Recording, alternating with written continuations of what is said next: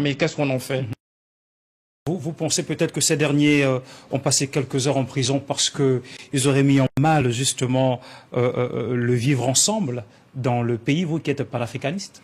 Tout à fait. Tout à fait. Malgré le fait que, vous l'avez reconnu sur le plateau, malgré le fait que cette dénonciation de ces activistes soit légitime? Ce que je vous ai dit en introduction, que le fond est bien, la forme n'est pas bonne. Parce que, j'insiste, il faut réguler les réseaux sociaux parce que je constate qu'on dit tout et n'importe quoi et ça peut entraîner des choses incontrôlables après. Et quel est le tout et le n'importe quoi? Qu'est-ce qui était n'importe quoi? Dans le cas d'espèce, le tout et le n'importe quoi. Il faut être factuel. Là, qu'est-ce qui était n'importe quoi? Qu'est-ce qui était n'importe quoi? Et qu'est-ce qui était le tout? Qu'il ne fallait pas que ça soit un tout et que ça soit n'importe quoi. Il faut que vous soyez précis pour que peut-être que nous orientons autrement nos démarches analytiques, monsieur Maître Rikea. Je n'avais pas été informé que monsieur Astania, c'est bon des co-débatteurs, c'est eux qui faisaient l'émission, c'est eux qui posaient des questions. Non, pas du tout. Non, je pensais que c'était monsieur Baguino et que j'avais l'opportunité de m'exprimer. Je crois que vous ne m'avez pas donné le bon conducteur.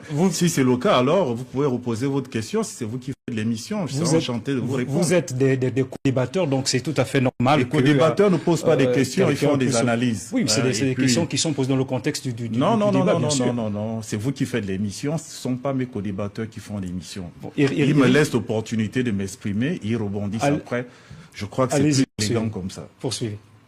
Donc, je disais que les réseaux sociaux, il faut les réguler parce que au niveau des réseaux sociaux, les gens disent tout et n'importe quoi et ça peut causer des dommages qui peuvent dépasser l'entendement.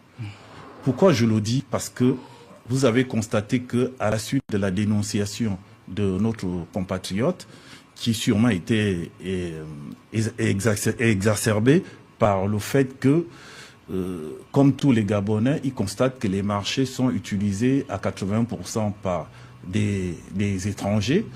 Donc, je crois que c'est ce qui a dû la contrarier et elle n'a pas mesuré la portée de ses propos.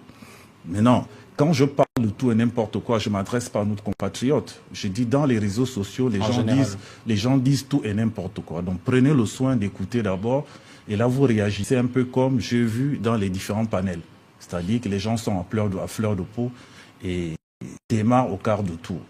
Parce que, qu'est-ce qui s'est passé après? On a constaté une dérive au niveau des réseaux sociaux de la part de certains compatriotes gabonais qui injuriaient les Béninois et de la part de certains compatriotes, certains étrangers des Béninois qui injuriaient les Gabonais.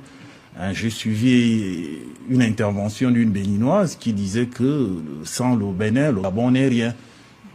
Et les Gabonais étaient analphabètes parce que les professeurs étaient des Béninois, etc., etc. C'est dans ce sens que je dis qu'il faut avoir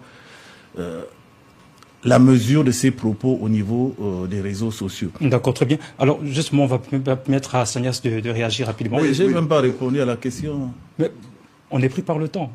On va permettre rapidement à Sanias. Vous allez revenir.